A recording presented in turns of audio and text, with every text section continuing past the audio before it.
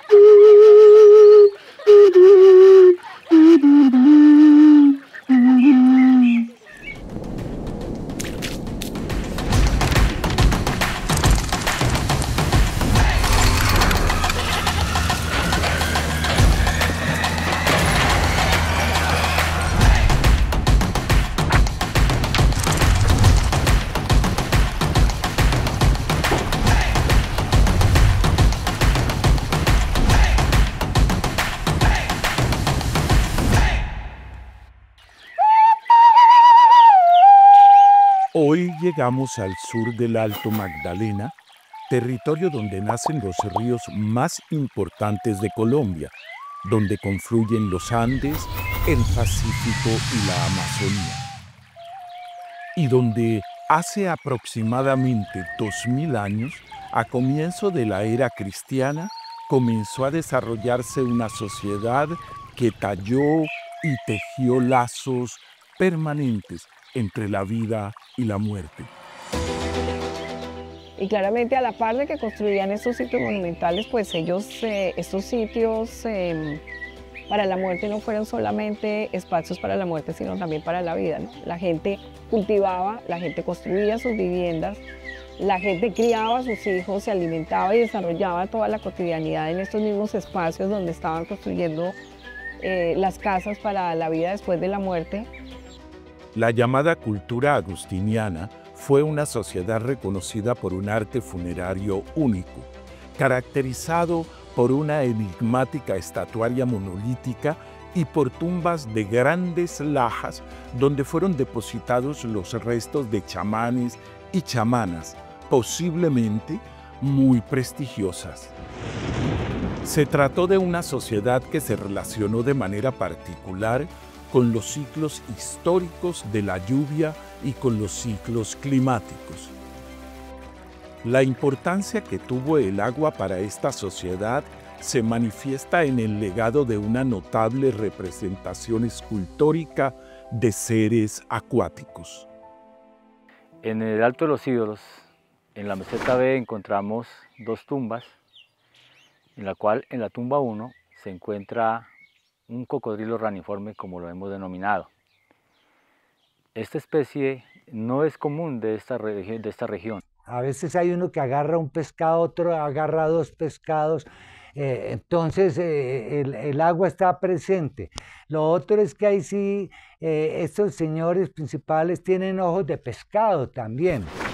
Alrededor tenemos también una rana que está ubicada muy cercana a la fuente y asociada a esas corrientes de agua que cuando llueve mucho bajan hacia y nutren la quebrada del Lavapatas. Nos encontramos también con una talla maravillosa que es el Lavapatas, donde se encuentra una serie de representaciones de culebras, de roedores, de sapos, que hablan precisamente de esa riqueza y de esa importancia del agua y de los animales, la relación ser humano-animal. Pero la representación de seres acuáticos o vinculados a ellos no solo puede verificarse en la escultórica funeraria, también es patente en el uso simbólico del territorio y en la gran cantidad de piedras labradas en paralelo a los más imponentes cuerpos de agua.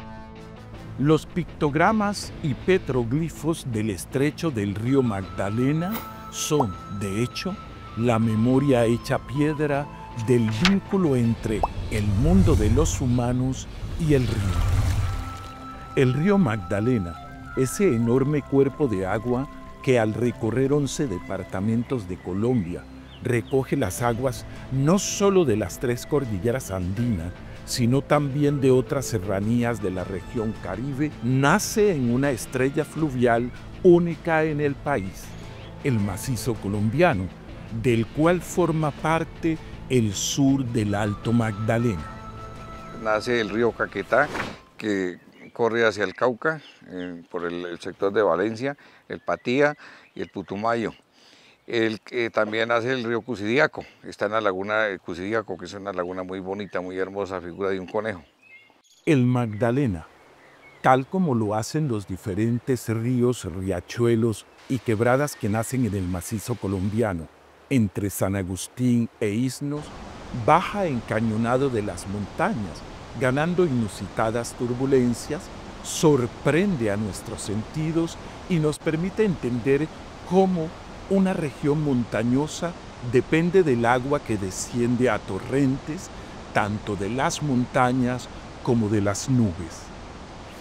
Entonces ahí yo me atrevo a decir algo que las sociedades anfibias no eran solo las del Bajo Magdalena, ¿sí? También en el Alto Magdalena, porque es que nunca hemos abstraído que San Agustín, Isnos, estaban llenos de depósitos lacustres, ¿no? Cuando ustedes visitan Isnos encuentran Ciénaga Grande y Ciénaga Chica. Lo que pasa es que a Ciénaga Grande y Ciénaga Chica las fueron desecando para ganarles terrenos para la agricultura y la ganadería. Es más, la Mesita tenía una laguneta, según Duque.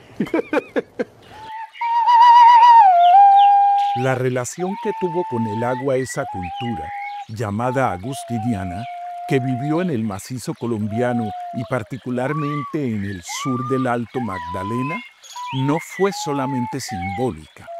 Su vínculo con el agua fue, sobre todo, práctico, ligado a la vida cotidiana y a la manera de poblarse cerca de cuencas cristalinas. Al comienzo de la vida sedentaria, 1000 a.C., las familias se separaron entre ellas mucho.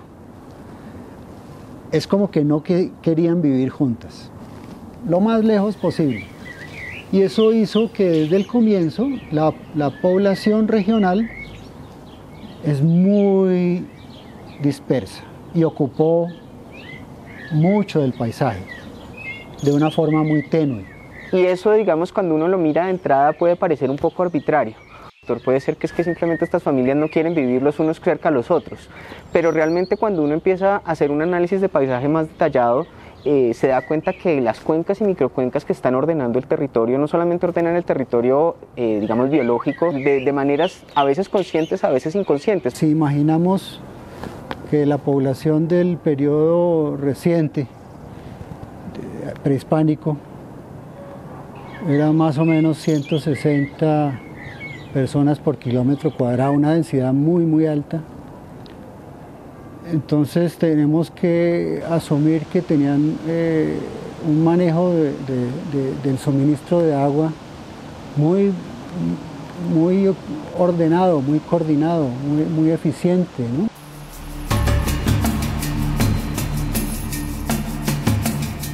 En este territorio, los antiguos pobladores no tuvieron necesidad de vivir en poblados y mucho menos en grandes conglomerados próximos a un río tutelar, sino que se distribuyeron en asentamientos familiares que habitaban pequeñas microcuencas, cada una de las cuales satisfacía las demandas del agua para el consumo, los cultivos y las actividades mágicas y simbólicas.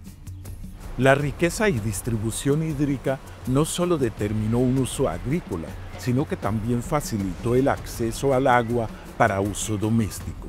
Los antiguos habitantes del Alto Magdalena Sur desarrollaron ciertas técnicas de recolección y regulación de los flujos de agua, lo que, sin duda, debió mejorar la calidad de vida al posibilitar agua apta para el consumo. Han informado varias personas, digamos, de la zona, han informado de la existencia de otros sitios en donde también hay esa presencia de mollas, ¿no? Como esas figuras concéntricas donde el agua, digamos, que hace como pequeñas piscinitas y circula de manera más lenta. Ya viniendo desde el pueblo hacia el parque, de hecho la piscina natural pública que tiene el parque, el pueblo de San Agustín, pues se llama Las Mollas, y ahí hay como algunas figuras talladas. Pero sí eran unos grandes observadores, juiciosos, detenidos, cuidadosos de la naturaleza. Tiene un comportamiento hidrológico, yo diría, casi que perfecto. Porque ellos calcularon velocidades, ahí uno encuentra, por ejemplo, disipadores para reducir la velocidad del agua, los intercanales tienen una función muy precisa. No solamente la sociedad de San Agustín, realmente muchas de las sociedades andinas trabajaron estanques de diferentes tipos y pues digamos aquí podemos abrir una gran discusión del valor simbólico, el valor ritual de todo eso, pues porque hay opiniones de todo tipo. Tenemos en Villanueva el sitio que nosotros le hemos llamado el Lavapaticas. Es una fuente hídrica donde hay mucha talla sobre la fuente, sobre el lecho rocoso, donde hay pocetas, donde hay canaletas que han sido hechas por los antepasados y también tienen figuras, tienen una figura humana, hay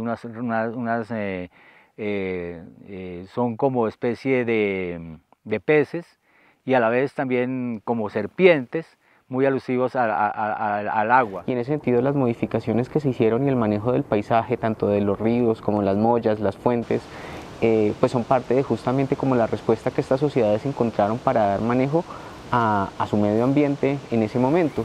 El conocimiento del agua, de sus cursos, de sus caudales y de sus calendarios hizo que ciertos lugares fueran exaltados en un arte grabado en piedras que perduran hasta hoy.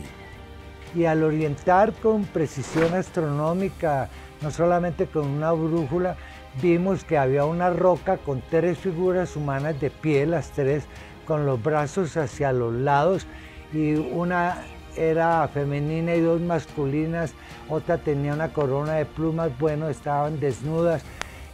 Al orientarlas descubrimos que están marcando los solsticios y los equinoccios. Cañones, estrechos, saltos, chorros y raudales muestran cómo el agua cambiaba de forma en distintos puntos del paisaje.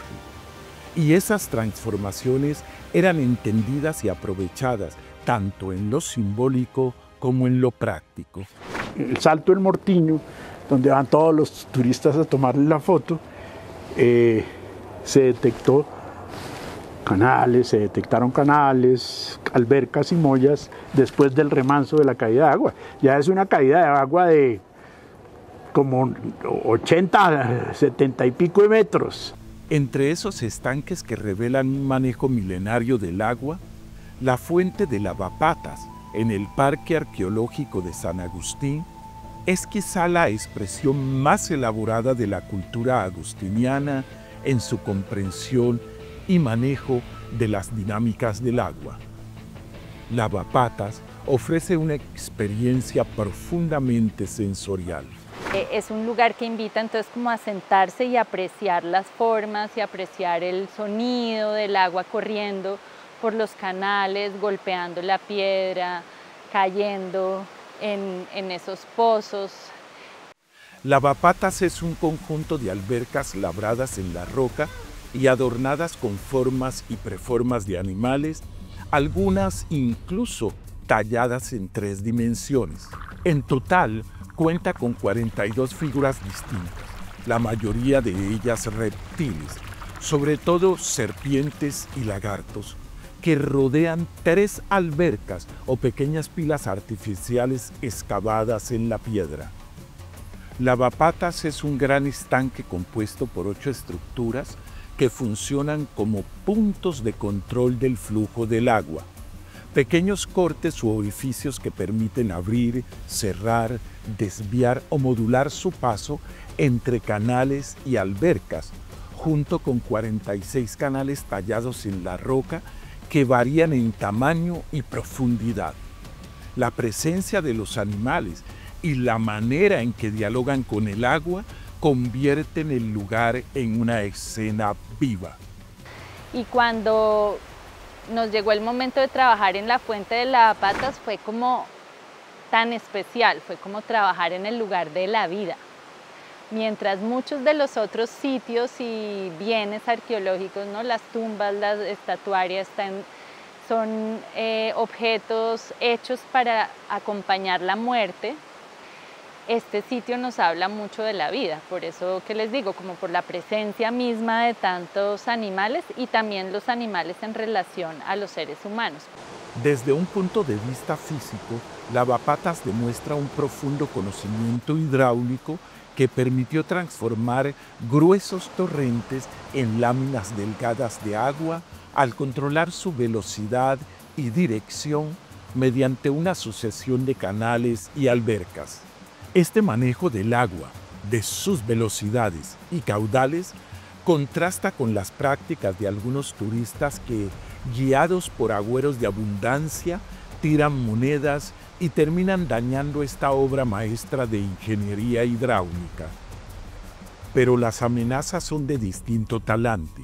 Lavapatas sufre desde hace décadas un deterioro invisible debido a la llegada de materiales sólidos y partículas contaminantes desde el tramo alto de la quebrada. Esto genera un tipo de sedimentación que altera la composición física y química del agua, afectando el delicado equilibrio entre la piedra y el fluido.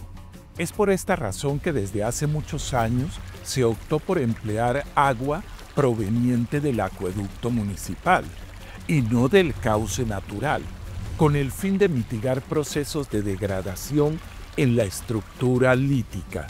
En la actualidad, no solo en Lavapatas, agua y monumentos siguen entrelazados.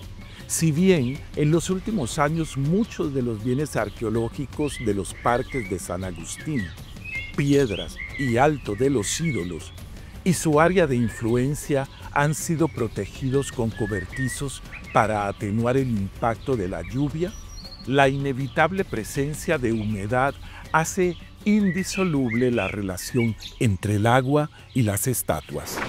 Y por ejemplo, en las esculturas del Purutal, que tienen una policromía, la humedad, la presencia de humedad en el entorno ha generado que la policromía original de los ojos, que era con un pigmento a base de óxidos de manganeso, migre y se deposite y genere manchas en la policromía roja.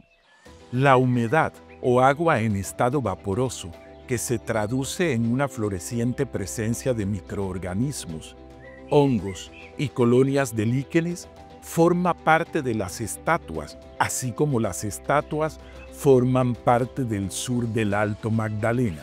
Como las lajas no tienen mayor porosidad, pues crecen microorganismos, crecen musgos, se da todas las condiciones para el crecimiento de toda esta vegetación, pero realmente no está dañando la piedra, ¿no? No está haciendo que la piedra pierda sus formas, que las lajas pierdan sus formas o se rompan o le sucedan daños, digamos que sí consideramos más graves.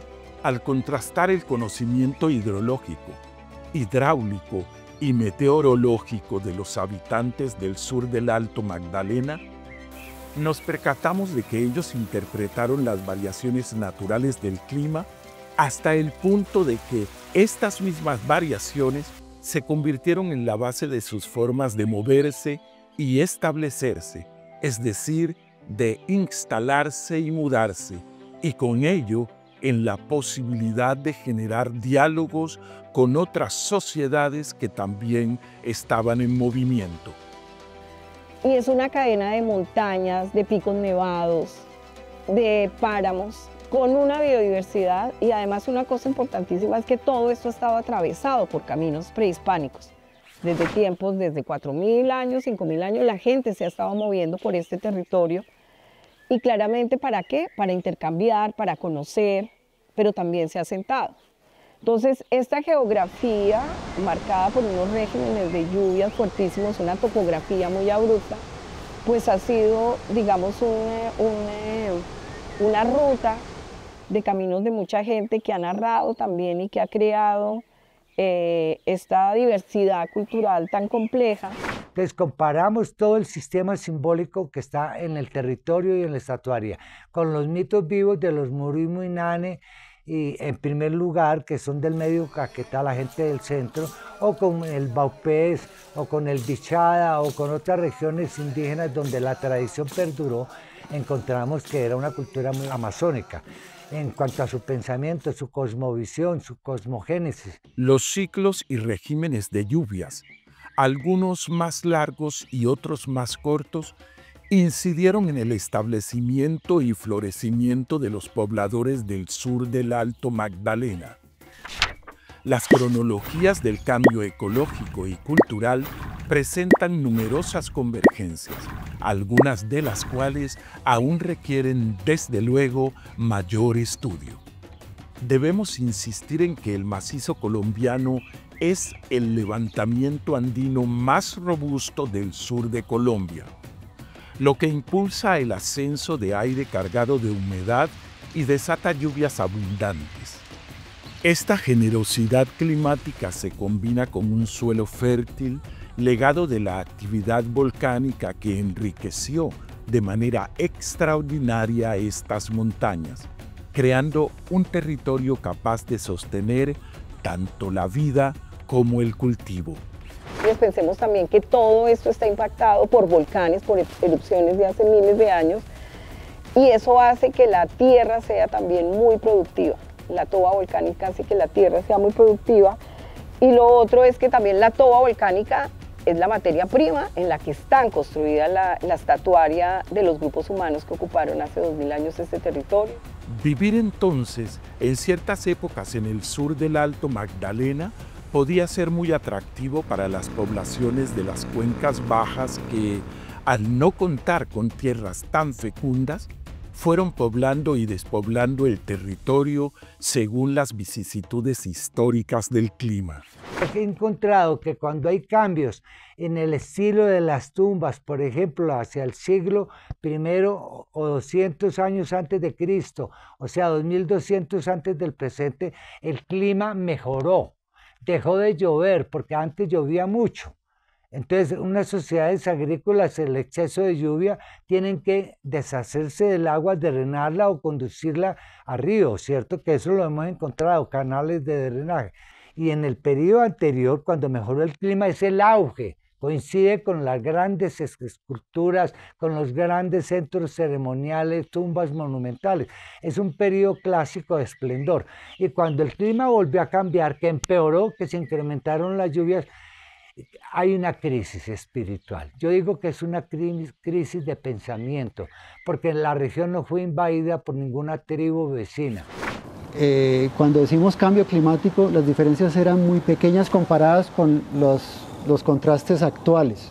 El cambio más grande, tal vez, es para el periodo clásico regional, en el cual desmejora el clima, se vuelve más frío y más húmedo. Entonces, uno asumiría pues, que las poblaciones, respondiendo a esos cambios, se moverían a zonas más cálidas. Y lo que sucedió en realidad fue al revés. Fue entre los primeros 5 siglos después de Cristo cuando el clima mejoró notablemente. Hubo menos frío y menos lluvias, generando condiciones propicias para el desarrollo de una sociedad numerosa y organizada. Sin conocer las razones por las cuales los pobladores del sur del Alto Magdalena dejaron de construir esas tumbas monumentales, sabemos que hubo una nueva mejoría del clima que favoreció el aumento de la población. Y si bien estos nuevos habitantes no alcanzaron el desarrollo del arte funerario del periodo anterior, fueron capaces de desarrollar unas tecnologías agrícolas basadas en canales muy eficientes. Tal vez 100 años antes de la invasión española, no hay seguridad de lo que pasó, quizás otra variación en el clima, pero lo cierto es que el territorio tuvo una población poco numerosa. Al punto de que para el final del periodo regional